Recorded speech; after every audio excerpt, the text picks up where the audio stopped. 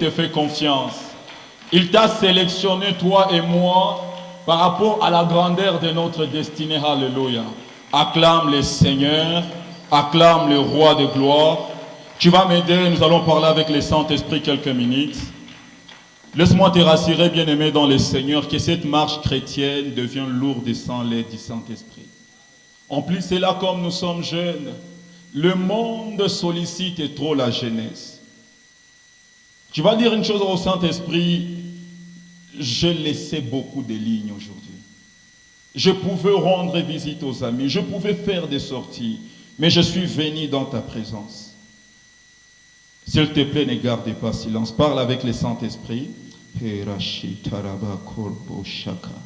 Esprit de Dieu, je crois à la présence de Jésus ici.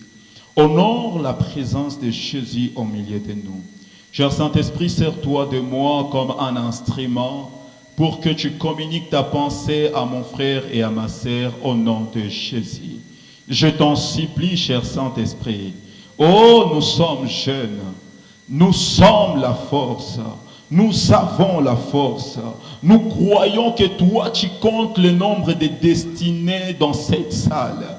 Nous savons que tu connais les différentes caprices de nos destinées. Nous savons que tu connais les exigences de nos destinées. Nous savons que tu connais les combats de nos destinées. Tu connais même des personnes que tu avais prédestinées d'avance pour te servir dans nos destinées. Voilà pourquoi, oh Dieu, cet après-midi, cher Saint-Esprit, parle à nos cœurs. David est en train de dire comment un jeune homme gardera-t-il pire son sentier. Il dit c'est en observant ta parole, oh Dieu. Et il dit encore, je grave ta parole dans mon cœur pour ne pas pécher contre toi. Seigneur, nous sommes cette jeunesse, oh Dieu, réunie ici car nous n'avons que toi. Parle-nous, Seigneur, au nom de Jésus. Amen. On peut s'asseoir dans la présence du Seigneur. Alléluia, alléluia. Avant de commencer, je vais honorer d'abord la vie de notre pasteur. Ce qui est vrai, je suis comme plusieurs parmi vous. J'ai tout appris ici. Et quand on peut me programmer, me tenir devant mes frères et sœurs, je vous dis sincèrement, ça fait toujours peur. Alléluia. Parce que c'est une grande responsabilité.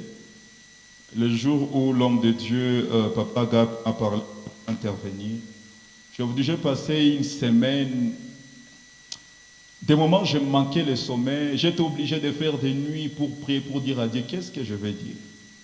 Et le lundi, le Seigneur m'a donné un sujet que je n'ai jamais abordé. Alléluia. C'est vrai, pour plusieurs personnes qui méditent la parole, il y a des moments où on se trouve, quand tu vas intervenir, il y a beaucoup de sujets de méditation faits et qui viennent. Mais quand le Seigneur t'impose un sujet, ça exige que tu puisses travailler. Alléluia. Et aujourd'hui, nous allons parler sur un thème, connaître et vaincre les déviateurs des destinées. Alléluia. Connaître et vaincre les déviateurs des destinées. Je bénis le Seigneur pour la servante de Dieu qui nous a tellement béni la semaine passée, qui nous a parlé sur la destinée.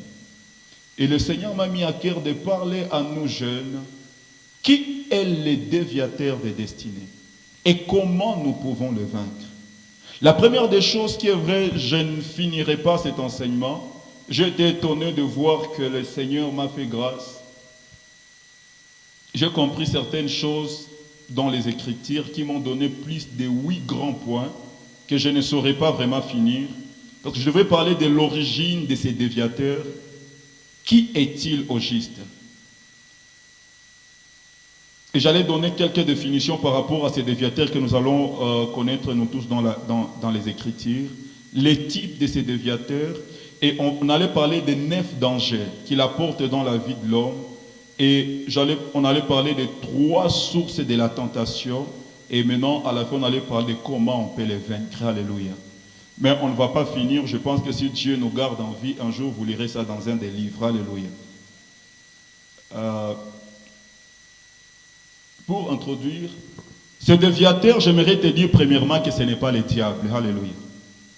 Ce déviateur des destinées de plusieurs personnes, ce n'est même pas le péché.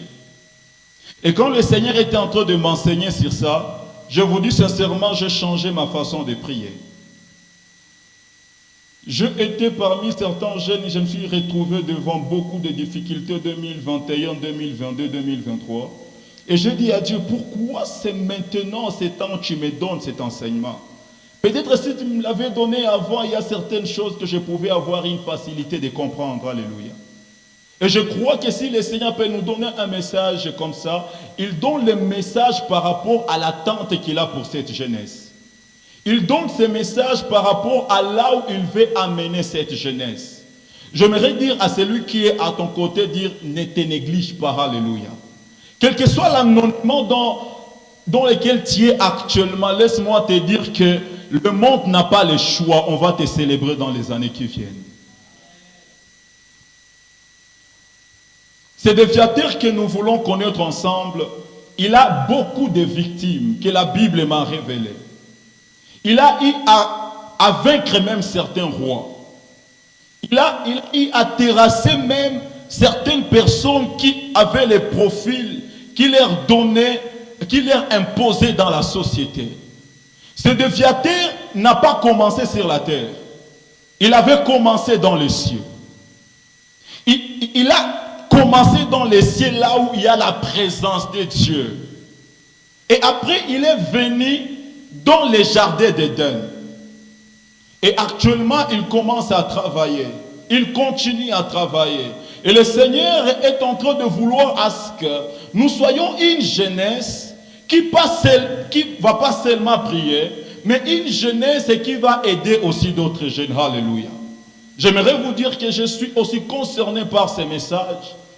Et je vais continuer à prier pour dire à Dieu, aide-moi à ce qu'après avoir donné ce message, que je ne sois pas vaincu par ces déviateurs. Alléluia. La première des choses, ces déviateurs avaient transformé l'ange des lumières Lucifer à Satan. Là, c'est dans Ézéchiel chapitre 28, versets 1 jusqu'à 3 et 13 jusqu'à 15. Je vais nous donner juste des passages, je vais expliquer pour gagner le temps. La parole de Dieu est en train de nous parler. Mais ici, on donne un autre nom à l'image du diable. Ainsi parle l'Éternel. Ton cœur s'est élevé et tu as dit, je suis Dieu. Je suis assis sur les sièges de Dieu, au sein de mer. Toi, tu es homme et non Dieu. Tu prends ta volonté pour la volonté de Dieu. 13. Tu étais en Éden, le jardin de Dieu.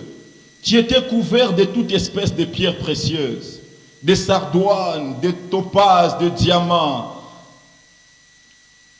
d'oxyde, de jaspe, de saphir et beaucoup d'autres trucs. Ici, on est en train de nous parler des diables. Mais Dieu dit qu'il s'est appelé Dieu. Mais dans le 13e verset en descendant, Dieu dit, quand l'iniquité s'est retrouvée en toi, tu as été précipité.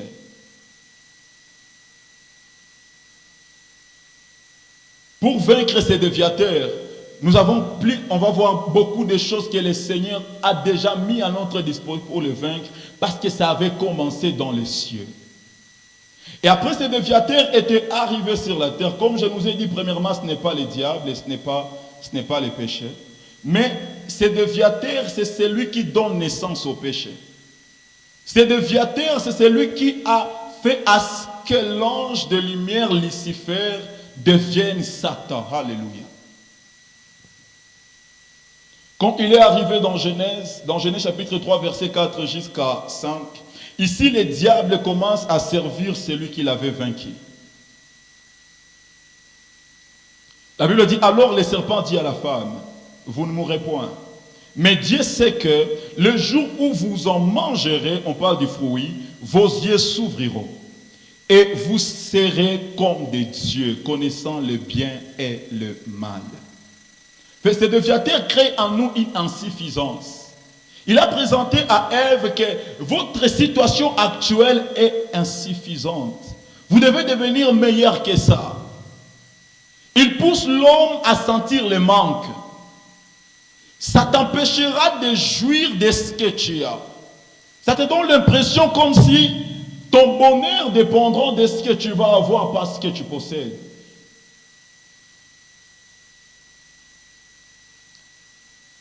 Ça nous séduit pour nous dévions de l'essentiel. Ce qui est vrai, c'est que Viateur n'est pas à mesure de bloquer le plan de Dieu, mais il est à mesure de nous faire perdre le profil de Dieu sur nos vies. Alléluia. Parce qu'il y a certaines choses, quand Dieu veut le faire, il a son profil à lui. Ça n'annule pas la notion de la grâce. Voilà pourquoi dans 1 Samuel, Samuel est en dire à Saül, quand tu étais petit à tes yeux, Dieu t'avait élevé pour devenir roi sur ton peuple. Mais maintenant, le Seigneur t'a rejeté. Parce qu'il y avait un profil que Dieu avait pour choisir un roi. Il y avait un profil que Dieu avait pour choisir David. Il a dit, c'est l'homme selon mon cœur. Et quand il parlait de l'homme selon mon cœur, le profil qu'il avait de David, c'était un homme qui avait un cœur attaché à Dieu. Un homme qui n'allait pas désobéir aux instructions de Dieu. Alléluia. Et maintenant, ce déviateur ne peut pas annuler le plan de Dieu sur nos vies. Mais il peut nous faire perdre le profil de Dieu pour que Dieu nous fasse du bien. Alléluia. Ce déviateur a été à la base de cette phrase que Dieu avait dite au sacrificateur. Il a dit, j'honore ceux qui m'honorent. Je méprise ceux qui me méprisent. Il a dit, j'allais laisser ce travail de prêtre dans ta maison. Mais je me répands. Je ne peux plus le faire. Donc ce déviateur peut faire à ce que Dieu se répand de t'avoir donné des promesses. Alléluia. Ce déviateur a été à la base d'une phrase que Dieu avait dite au sujet d'Israël. A dit, tous ceux qui étaient sortis en Égypte, à l'âge de 20 ans et plus, ne vont pas entrer en Canaan. Mais Dieu leur avait promis, je vous amène en Canaan. Mais quand ce déviateur s'est manifesté, que nous allons voir bientôt, il a fait à ce que Dieu dise, vous n'allez pas entrer. Ce sont vos enfants qui vont maintenant entrer. C'est vrai, nous avons de grandes destinées. C'est vrai, le Seigneur avait inscrit tous tes jours dans son livre, avant que tu existes. Mais ce déviateur est aussi là. Alléluia. Alléluia. Maintenant, qui est ce déviateur? 2 Pierre chapitre 1, verset 3 jusqu'à 10. Je vais nous donner rapidement deux passages dans lesquels on va trouver ce déviateur et ensuite on va développer. 2 Pierre chapitre 3. Non, 2 Pierre chapitre 1, verset 3 jusqu'à 10. Je lis au nom de Jésus. Comme sa divine puissance nous a donné tout ce qui contribue à la vie et à la piété, au moyen de la connaissance de celui qui nous a appelés à sa propre gloire et par sa vertu, lequel nous assure de sa part le plus grande et précieuse promesse, en fait que par elle, vous deveniez participants à la nature de Dieu. J'aimerais que tu retiennes ça. On ne parle des promesses que Dieu nous a données, mais ces promesses ont pour but de faire à ce que nous soyons les participants à la nature de Dieu. Donc ce sont des promesses qui font à ce que nous soyons en fait, Dieu veut nous initier dans sa divinité. Dieu veut à ce que nous cessions d'être humains, que nous devenions Dieu. Écoutez la suite de ces passages. En fuyant la corruption qui existe dans le monde par la convoitise. Donc, ce qui peut nous empêcher de devenir le participant à la nature de Dieu, la Bible nous parle, nous devons fuir la corruption, mais cette corruption existe dans le monde dans lequel nous sommes par la convoitise. 5. À cause de cela, faites tous vos efforts. Ici, la Bible nous invite à fournir des efforts. Faites tous vos efforts pour joindre à la foi. C'est vrai, nous avons la foi. Mais la Bible nous présente des choses que nous devons ajouter à la foi que nous avons. Tu as cru en Jésus-Christ comme Seigneur et Sauveur. Mais il y a des choses que nous devons joindre à cela. Il parle de joindre à la foi la vertu, à la vertu la science, à la science la tempérance, à la tempérance la patience, à la patience la charité. Car si ces choses sont en vous, et ils sont avec abondance, elles ne vous laisseront point oisives ni stériles pour la connaissance du Seigneur Jésus-Christ.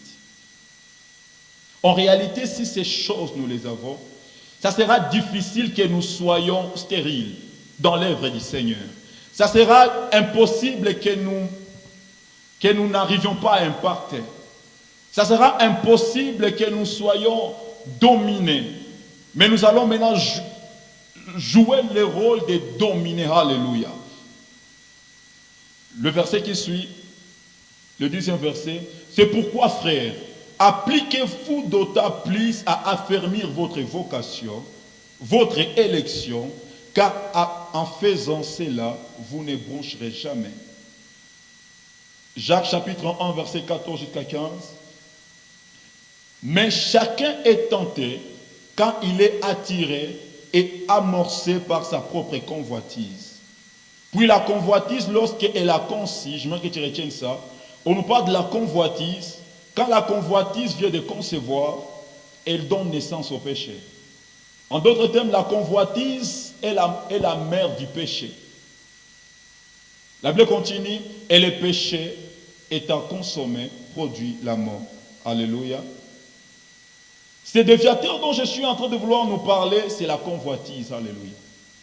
Bien, mais laisse-moi vous dire la vérité, que tous les péchés que les hommes commettent, en vrai dire, c'est le résultat de la convoitise. Alléluia. C'est le résultat de la convoitise. Je voulais bien aimer venir avec un message qui cadre avec le thème de ce mois qu'on nous a donné, témoigner la puissance de Dieu.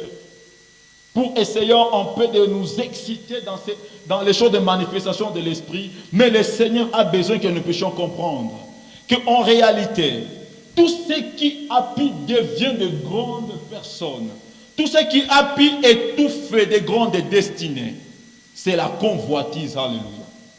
Alléluia. Quand le diable était dans les cieux et il a pu convoiter la place de Dieu, il a été précipité. Je disais à Dieu, Seigneur, depuis l'école de dimanche, je sais que le diable a été précipité à cause de l'orgueil. Mais en réalité, quand on va voir le type de convoitise, on va comprendre que l'orgueil vient aussi de la convoitise. Alléluia. Alléluia. Donc, ce qui dévie de destinée, ce qui tue plusieurs personnes, c'est la convoitise. Et nous sommes jeunes. Je vais vous dire la vérité que dans le monde, il y a certains péchés qu'on attribue aux jeunes. Et quand quelqu'un a déjà pris de l'âge, qui commence, il peut dire, comment tu te comportes comme un jeune? Mais dans les choses de Dieu, quand on parle de la convoitise, ça concerne tout le monde. Alléluia. Ça concerne ceux qui sont moins jeunes, ceux qui sont jeunes et ceux qui sont même âgés. Alléluia.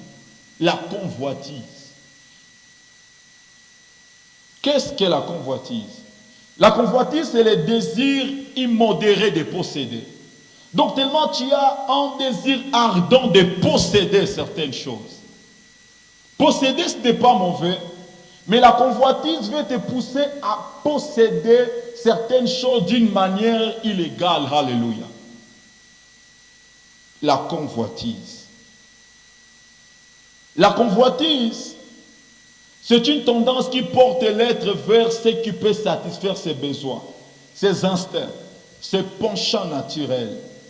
C'est un désir de la jouissance d'une chose qui appartient le plus souvent à une autre personne, dont on ressent qu'on en est en manque. Alléluia. La convoitise. Mais quand je parle de la convoitise, comprenez que nous sommes sur la terre, il y a certaines personnes qui sont des provocatrices de la convoitise dans nos vies. Il y a certaines circonstances, certains endroits, quand on y arrive, ça active la convoitise. En réalité, la convoitise se trouve dans chaque homme. Puis après, je vais nous montrer comment nous pouvons... En fait, le travail que Dieu nous donne, c'est de commencer à vaincre cette convoitise qui est comme l'espion du monde en nous. Alléluia. La convoitise, c'est un espion qui se trouve en nous à cause de notre nature charnelle. Et cette convoitise coopère avec le monde pour que nous puissions être à côté de ce que Dieu attend de nous. Alléluia. Voilà pourquoi dans les jardins d'Éden, comment le diable a fait avec Ève? La convoitise d'Ève, c'était une convoitise des cieux. Il lui a parlé du fruit que Dieu leur avait interdit. On ouvre la parenthèse, même quand Dieu les interdisait les fruits, c'était pour qu'ils leur apprennent à ne pas céder aux convoitises cachées dans l'homme. Alléluia.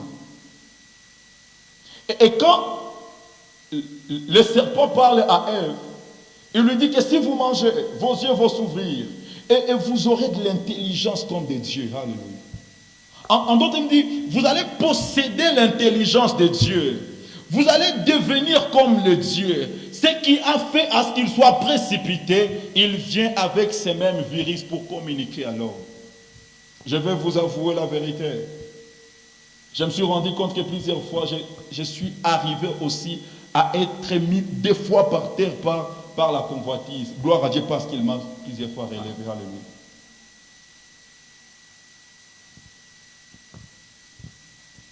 Il y a ce qui provoque la convoitise. Il y a certaines personnes que nous devons même éviter. Parce que quand elles sont à côté de nous, tout ce qu'elles disent, ça allume la convoitise en nous. Et là, je suis dans le livre des Nombres, chapitre 11, verset 4. La Bible nous dit, les ramassis, des gens qui se trouvaient au milieu d'Israël, furent saisis de convoitises. Ce sont ces gens qui n'étaient pas en alliance avec Dieu. C'est comme les frères et sœurs qui n'ont pas encore donné leur vie à Christ, qui peuvent être au milieu de vous. Mais quand ils sont saisis de convoitises, la Bible dit, et même les enfants d'Israël commencèrent à pleurer et dire, qui nous donnera la viande à manger? En d'autres termes, ces provocateurs de la convoitise, ils peuvent être à côté de nous, ils abordent certains sujets qui nous poussent aussi à la convoitise. Alléluia. Je tente de prier quand je lisais ce passage, j'ai dit à Dieu, Seigneur, fais-moi grâce. Je n'ai pas besoin d'avoir beaucoup de gens qui me côtoient. S'ils peuvent être les provocateurs de la convoitise à moi, s'ils vont nourrir la convoitise dans ma vie. La Bible me parle d'un homme, un des premiers fils de David. Cet homme, il était destiné à devenir le roi. Mais un jour, il avait senti qu'il avait tellement envie de sa demi-sœur Tamar. Et la Bible me dit, il y avait un ami qui était à côté de lui, qui lui avait donné les stratégies pour que sa convoitise soit répandue. Plaise à Dieu que si les gens ne sont pas là pour te décourager de céder à la convoitise, qu'ils se taisent. Alléluia. Il y a plusieurs personnes. Cet homme était dans son coin. Il ressentait ce que quelqu'un de normal peut ressentir. Il avait senti qu'il vient de tomber amoureux de sa demi-sœur. Et il n'avait pas le courage d'y aller seul. Il n'avait pas le courage d'oser. Mais il y avait un homme à côté, un ami, un mauvais ami. Un serviteur de la convoitise. Une image du diable qui était à côté, qui lui avait dit, pour que tu y arrives, fais semblant que tu es malade. Et tu vas dire au roi que celle Tamar puisse te préparer la nourriture. Et quand Tamar viendra, tu sauras ce que tu vas faire. Combien on a eu des amis qui ont eu à nous donner des conseils, qui paraissaient être des conseils parce qu'ils nous aiment. Mais en réalité, ils étaient en train d'enflammer en nous la convoitise. Combien de ces gens qui ont eu à critiquer ta crainte de Dieu en te disant que tu exagères. Bien-aimé dans le Seigneur, nous sommes arrivés dans les temps où tu n'as pas besoin de te faire entourer par des gens qui vont t'amener loin du Seigneur. Alléluia.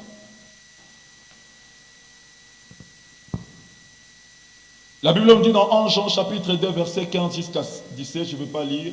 La Bible nous parle de 3 types de convoitises et de l'origine de ces convoitises. Alléluia. La Bible nous dit que la convoitise de la chair, la convoitise des yeux l'orgueil de la vie ne vient pas de Dieu, mais ça vient du monde. Alléluia. Mais ça vient du monde, mais ça se trouve dans l'homme. Rappelez-vous que la Bible nous parle dans Romains chapitre 12, ne vous conformez pas au siècle présent. Mais ces trois espions se trouvent en nous pour faire à ce que nous soyons dépendants du monde, pour que nous puissions subir la menace du monde. Alléluia. Ces trois espions se trouvent en nous pour que nous ne puissions pas participer à la nature de Dieu. Je tendais prier aujourd'hui, je disais à Dieu, Seigneur, je commence le mois d'avril. Certes, j'ai commis beaucoup de bêtises dans les mois passés. Je n'ai pas beaucoup aimé ma façon de prier. Seigneur, je me suis rendu compte que j'étais très désobéissant envers toi. Je t'en supplie, oh Dieu, fais-moi grâce cette fois-ci. Que je n'ai pas besoin de parler, mais que je puisse être participant à ta nature. Bien-aimés, vous savez, ceux qui hériteront le royaume de Dieu, ce n'est pas ceux qui ressemblent à leur pasteur. Ce n'est pas ceux qui ressemblent à leur apôtre. Ce n'est pas ceux qui ressemblent à un évangéliste et un docteur. C'est ceux qui ressemblent seulement à Jésus. Alléluia. Et la convoitise est l'ennemi de la participation à la nature de Dieu. Dieu n'a pas de place dans son royaume pour ceux qui ressemblent à leurs parents. Non. Il a une place pour ceux qui ressemblent à lui. En réalité, le royaume de Dieu sera un royaume qui contiendra des hommes et des femmes qui ressemblent à Dieu. Et l'ennemi de la participation à cette nature, c'est la convoitise. Alléluia. Je veux vous dire la vérité, bien-aimés. C'est vrai, le diable, il est diable et il demeure diable. Mais une des choses que Dieu nous montre en Genèse, le diable était dans les jardins d'Éden avant que Dieu crée Adam. Le temps me manquera pour vous le prouver dans la Bible. Mais quand Dieu est en train de parler à Adam, Dieu ignore que le diable est là. Dieu zappe que le diable est là. Dieu ne considère même pas la présence du diable dans le jardin. Parce que le diable ne peut rien faire à l'homme si tu es en communion avec le Seigneur. Voilà pourquoi quand Dieu parle à Adam, il n'a pas dit à Adam que fais attention, il y a un petit Lucifer, Satan qui est ici, que j'ai précipité. Non, il n'a pas parlé de ça. Parce qu'il savait que le diable devient tellement petit quand nous entretenons une communion avec lui. Alléluia. Le diable devient tellement impuissant quand nous n'arrivons pas à laisser cette convoitise s'exprimer. Alléluia. Bien, mais le scandale qu'il y a dans les églises, ce n'est pas autre chose. C'est juste nos convoitises. Alléluia. Il y a la convoitise de la chair. La convoitise de la chair, c'est un levier du monde. C'est un levier que le monde actionne dans le domaine de la séduction. C'est une proposition que le monde nous présente. C'est vrai, Dieu sait que nous avons des besoins. Et Dieu sait qu'il y a certaines choses que notre corps désire. Ce sont des besoins qui sont légitimes. Mais la convoitise de la chair te donne une précipitation pour que les besoins qui sont vitaux, tu puisses les obtenir sans respecter les méthodes de Dieu. Alléluia. Dieu n'a pas besoin de ton bon résultat si tu n'as pas utilisé ces méthodes. C'est vrai, dans le monde, toutes les voies sont permises et pourvu que tu atteignes l'objectif. Mais Dieu n'en a pas besoin. Dieu, si tu lui présentes un bon résultat, mais tu as utilisé tes méthodes qui ne sont pas les méthodes divines, Dieu te rejette. Voilà pourquoi il a dit à ces gens, plusieurs me diront un jour que je fais ceci à ton nom, Ils présentent à Dieu les résultats. Mais Dieu dit non, je ne vous connais pas, serviteur d'iniquité. Vous avez bien sûr des résultats, le monde a acclamé, mais les méthodes que vous avez utilisées, vous serviez l'iniquité. Et vous n'êtes pas digne de moi. Alléluia. Que le Seigneur, après que je finisse, qu'il continue à nous enseigner, alléluia, sur ces passages. Parce que j'avoue que je ne saurais pas finir cet enseignement. Il y a autre chose, par rapport au désir de la chair, le monde accentue nos besoins. Le monde amplifie nos besoins pour nous devenir des prioritaires. Je vois, nous les jeunes, en réalité, c'est bon, tu as le besoin d'avoir un téléphone pour communiquer. Mais regarde la convoitise de la chair. Je dois avoir le téléphone qui vient à peine de sortir. Ton téléphone que tu as, le diable amplifie tellement tes besoins. Tu n'as pas d'argent, mais tu sens que tu convoites aussi posséder le téléphone de ton voisin. Tu as un téléphone qui a des applications, mais tu veux t'acheter un nouveau téléphone juste pour des photos. Et comment ma photo ça bien? Pourquoi? Parce que le monde est en train d'amplifier les besoins. Mais quand ça amplifie les besoins, c'est pour nous devenir de ce qui est prioritaire. Tu vas voir une personne qui a des habits, mais parce qu'on lui a parlé de l'arrivage, ce n'est que le langage marketing. Il va tout faire pour dire que je dois être aussi à la mode. C'est la convoitise de la chair. Et je ne saurais pas vous parler du bilan des gens qui ont perdu beaucoup de choses à cause de ce genre de convoitise. Alléluia. Dieu connaît nos besoins. Mais il ne nous autorise pas de faire de nos besoins une grande priorité au point de nous éloigner de lui. Alléluia. Alléluia. Alléluia. La convoitise des yeux, le désir de posséder ce qu'on n'a pas le droit d'obtenir. C'est vrai, nos yeux ne se rassasieront jamais de voir. Et en tant que jeune, il y a beaucoup d'entreprises de cinéma qui sont en train de nourrir nos convoitises des yeux. Et au point où ça commence à consommer notre temps. Vous allez voir un jeune qui vient de passer 12 heures du temps en train de suivre une série. Tellement on met des choses parce que nos yeux ne se lasseront pas de voir pour nous occuper. Et quand ça nous occupe, il y a beaucoup de choses que nous perdons aussi à côté. Le plus grand des pièges que la femme de Potiphar avait, c'était la convoitise des yeux. Quand il avait vu Joseph, il voit la beauté de Joseph, il dit non, non, non. Ceux qui ont la convoitise des yeux sont capables de piéger les innocents. Ceux qui ont la convoitise des yeux sont à mesure même de faire du mal à d'autres personnes. Et plusieurs personnes, malheureusement, la convoitise est entrée même dans l'église corps du Christ. J'aimerais te demander si tu es un bon intercesseur, prie pour les hommes de Dieu qui sont encore debout. Aujourd'hui, tellement plusieurs ont la convoitise des yeux, comme qui est populaire, qui fait ceci. Beaucoup de gens se piègent. Des scandales qui ne sont pas vrais.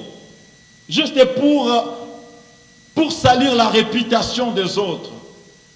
Combien de gens souhaitent, combien de gens sont en train de prier à ce que telle personne tombe. Parce que quand ils le voient, ils disent que non, non, non, alors je vous dis un nini. La convoitise des yeux. Bien aimé, plusieurs destinées ont été déviées à cause de la convoitise des yeux. Un jour, David, il y a la manifestation de deux convoitises. La Bible dit qu'il était en train de marcher au-dessus de son palais. Il avait vu une femme qui était nue en train de se laver. Ses yeux ont voulu posséder celle qui n'était pas sa femme. La chair en avait besoin. Mais le péché de David, parce que quand il cède à la convoitise donne naissance au péché. Il a pris la femme d'autrui. L'homme selon le cœur de Dieu est devenu meurtrier. Bien, mais la convoitise peut te jouer des jeux au point où tu te dis, est-ce que c'est moi qui ai fait ça? Ceux qui sont dans des prisons ici centrales, ils ne sont pas pire que nous, mais ils ont cédé une fois à une convoitise. Plusieurs iront en enfer à cause de convoitise. La convoitise produit les péchés. Et quand David avait vu La Bible me dit, David à cause de sa convoitise des yeux, il a initié une autre personne à son péché. Il a appelé un de ses serviteurs pour lui poser la question. De qui est-elle femme? Donc il a amené un des serviteurs de voir aussi la nudité de la femme d'autrui. Pas seulement ça, il envoie quelqu'un pour aller amener la femme pour qu'elle lui pêche. Pas seulement ça, il expose Joab à mettre cet homme innocent pour qu'il puisse mourir au front. Bien-aimé, s'il te plaît, ne te surestime jamais si tu ne travailles pas sur ta vie. Parce que cette convoitise, laisse-moi vous dire la vérité. Plusieurs fois, je disais, plusieurs fois j'ai pleuré, dit Seigneur, je ne vais pas commettre ce péché. Je ne vais pas dire, mais prince, tu es en train de t'attaquer juste à un enfant. Attaque la maman, tue la maman de notre naissance. Parce que pourquoi plusieurs fois nous commettons des péchés, nous pleurons, nous nous repentons, nous voyons le pasteur, le responsable, et ensuite nous reprenons? Parce qu'on parle du péché, mais on ne tue pas la convoitise qui nous a poussés à commettre ces péchés. Alléluia. La convoitise des yeux. Le temps me fait défaut. Je vais sauter l'orgueil de la vie. Ouf. Que le Saint-Esprit vous parle même dans les rêves. Alléluia. J'allais nous parler des cinq dangers de la convoitise en général. Mais je saute tout ça, je vais sur comment on peut vaincre. Alléluia.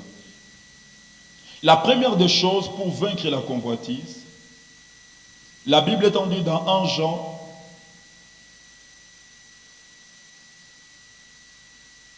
Alléluia. Je me suis retrouvé, j'ai écrit plus de 21 pages. Je ne peux pas finir dans 45 minutes. Je dois vraiment sauter beaucoup de choses. En Jean chapitre 5, verset 4 jusqu'à 5, on nous présente les premiers moyens pour vaincre la convoitise. La Bible nous dit, parce que tout ce qui est né de Dieu triomphe du monde. N'oubliez pas qu'on a vu que la convoitise vient du monde. Alléluia.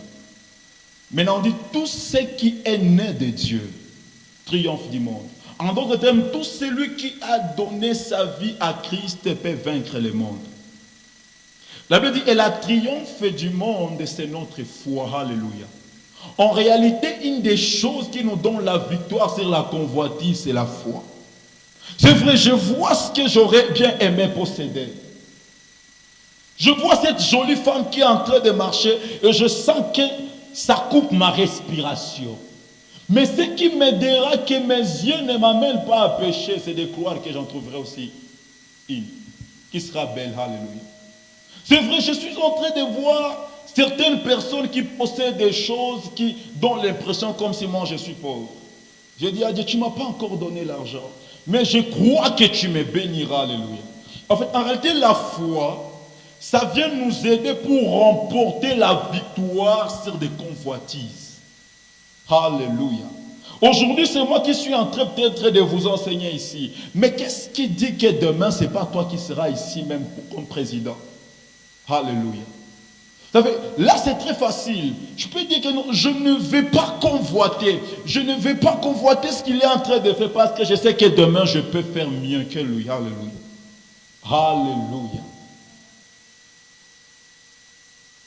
La convoitise. Bien aimé, la foi, c'est une grande arme pour que nous remportions la victoire sur la convoitise. C'est vrai, le monde nous met dans une exigence de la compétition. La compétition est normale dans le monde. Mais quand on est devenu chrétien, Dieu nous fait appel à l'humilité. Dieu nous demande d'être humble. Or, l'humilité consiste à voir d'autres étant supérieurs à soi. Alléluia. Maintenant, comme moi j'ai la foi, te célébrer parce que tu viens de réussir, ça ne me diminue pas. T'acclamer parce que Dieu vient de décider de t'élever, ça ne me rend pas inutile.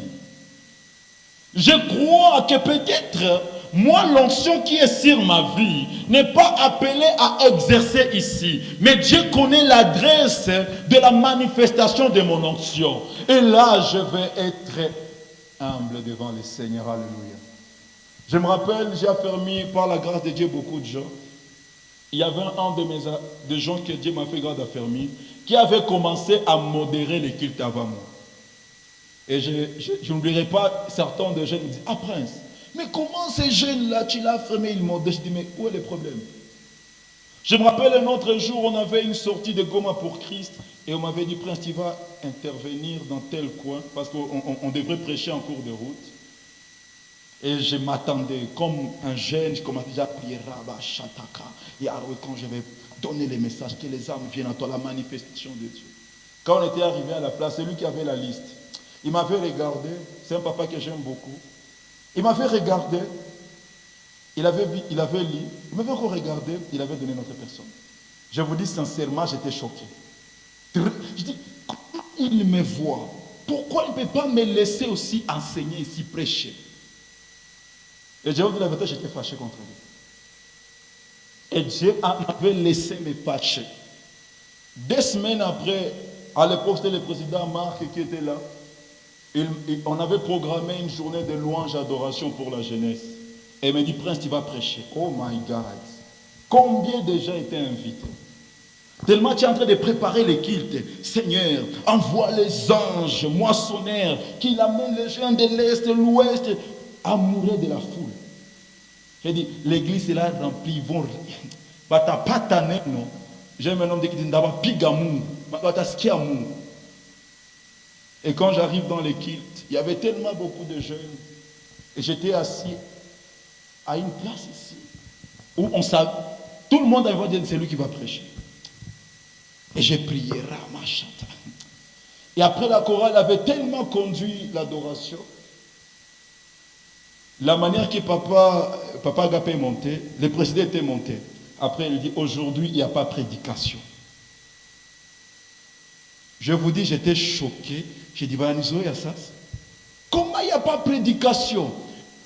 Ce qui est vrai, c'était l'orgueil en moi, qui était en train de vouloir s'exprimer. Les Matthieu vu. Et je parlais à Dieu du Seigneur, mais dis-moi, comment va nous ça? Et le Seigneur m'avait posé une question.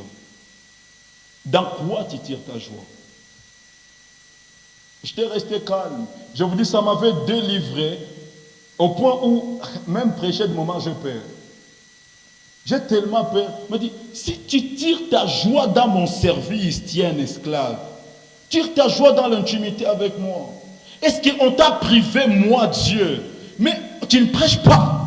Et tu te fâches. Non, je bénis Dieu parce qu'il m'avait guéri ces jours-là. Bien-aimé, la convoitise nous fera commettre de bêtises. Ce qui est vrai, je pouvais me fâcher. J'ai dit que ce soit la dernière fois de me parler de vos choses ici et après vous changez. Qui est l'esprit de Dieu qui est en désordre? Non. Prince, c'est un test dans lequel Dieu te met. Alléluia. Parce que je savais que tout ce que Dieu me donne, Dieu ne permettra pas que je meure sans que je puisse libérer à l'auditoire que lui-même décidera. Alléluia. Alléluia. J'aimerais te dire, bien-aimé dans le Seigneur, le temps, je vais finir par là, ne sois pas pressé. Je vais nous dire une chose, j'ai parlé avec un de mes petits frères, mon petit frère Elias. Je fais l'observation de quelques jeunes avec lesquels, des jeunes que j'ai côtoyés. Je vis plusieurs jeunes devenir des nomades spirituels dans les églises. Et quand je fais l'étude, ils sont à la recherche des opportunités. J'ai vu des jeunes qui ont changé d'église. Ici, on ne me programme pas pour prêcher. Je vais ici. Ici, on ne reconnaît pas ma grâce. Je vais ici. Bien-aimé, le Dieu qui t'a sauvé, le Dieu qui t'a appelé, le Dieu qui avait décidé de t'amener dans cette église, il connaît très bien tes besoins. Il connaît ta particularité au milieu des centaines de jeunes qui sont dans cette église. Et il a une attente par rapport à toi, alléluia. N'envie pas ton voisin. Focalise-toi sur le Seigneur. Parce que quand on va remporter la victoire sur la convoitise, la sainteté sera facile. Alléluia. Je disais à Dieu, si j'avais appris ce message il y a longtemps, il y a certaines personnes au sujet desquelles je ne pouvais même pas me fâcher. La convoitise, c'est le déviateur de beaucoup de destinées. Et même quand tu te rendras compte que tu veux de remporter le combat d'aujourd'hui, tu n'as pas répondu à ce que la convoitise voulait, travaille encore. Alléluia. Voilà pourquoi Paul pouvait dire, le monde est mort par rapport à moi et moi je suis mort par rapport au monde. Alléluia. Pour dire d'autres termes, que les espions du monde, je les ai tués en moi.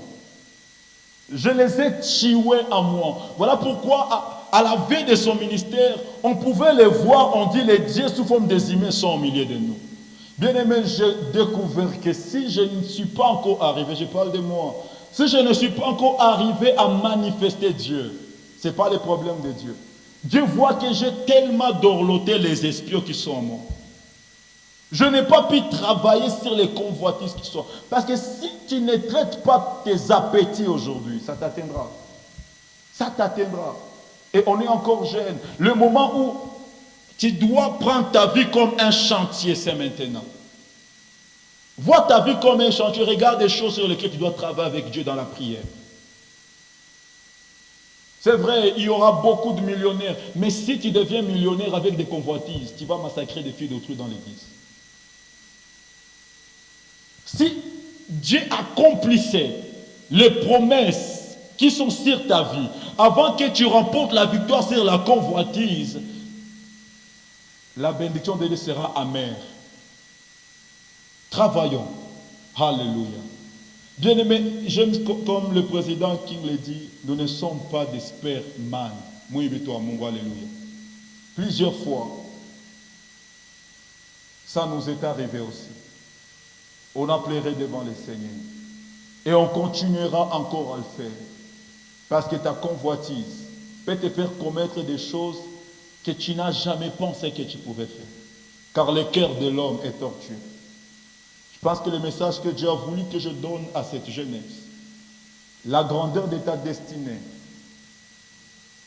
le diable ne l'acclame pas. Le monde n'est pas ton partenaire. Voilà pourquoi travaille pour éliminer les espions du monde. Et pour y arriver, offre ton corps comme un sacrifice à Dieu. Si tu offres ton corps comme un sacrifice sur l'autel de la sainteté, l'Esprit de Dieu descendra et il consumera tout ce qui n'est pas de Dieu. Il consumera. Je dis à Dieu de verser en moi la haine et le dégoût du péché. Quand David avait commis ses péchés, dans Psaume chapitre 51, j'aime la prière qu'il faisait. Il dit à Dieu, crée en moi un cœur pur. Alléluia. J'aime une prière qu'il fait. On dit, Seigneur, sonde-moi et connais mon cœur. Éprouve-moi et connais mes pensées. Si je suis sur la mauvaise voie, ramène-moi sur la voie d'éternité. J'aimerais me marier en marchant sur la voie d'éternité. Si Dieu donnera des millions, s'il ne donne pas, je vais continuer sur la voie d'éternité. Je refuse des amis en dehors de la voie d'éternité. Alléluia. Tu vas incliner ta tête. Tu vas prier par rapport à ce que Dieu a déposé dans ton cœur autour de ce message. Cher Saint-Esprit de Dieu, c'est vrai, je n'ai pas fini ce message, mais je sais que toi, tu es le meilleur enseignant. Père, c'est vrai, c'est la jeunesse. Et les 100 jeunes, j'aurais bien aimé faire des déclarations ici. J'aurais bien aimé, Seigneur, oh Dieu, les excités qui s'élèvent, oh Dieu, mais tu m'as mis à cœur de donner ce message. Toi qui connais le futur, qui donne le futur, tu connais le pourquoi. Tu avais dit par les canaux de ta servante, pasteur Adassa, tu as dit qu'il y a une nouvelle génération. Mais si cette nouvelle génération, oh Dieu, elle ne traite pas la convoitise, elle peut être déviée de grandes choses que tu prévois. Dans Jérémie 17, 4, tu dis, tu perdras ton héritage par ta propre faute. Nous n'aimerions pas être des gens qui vont perdre nos héritages à cause de nos fautes, oh Dieu. Nous ne voulons pas céder aux convoitises. Fais-nous grâce au nom de Jésus. Yahweh, fais-nous grâce de nous consacrer totalement à toi. Fais-nous grâce de vivre uniquement, ô Père de gloire, pour toi. Ô Dieu de paix, même quand on nous parlera de l'entrepreneuriat, que nous soyons des hommes et des femmes qui vont entreprendre, Yahweh, en ayant une vie totalement à toi. Père, à quoi ça nous servira de gagner le monde entier et de perdre Yahweh nos âmes? Oh Dieu de paix, tu m'as fait comprendre que la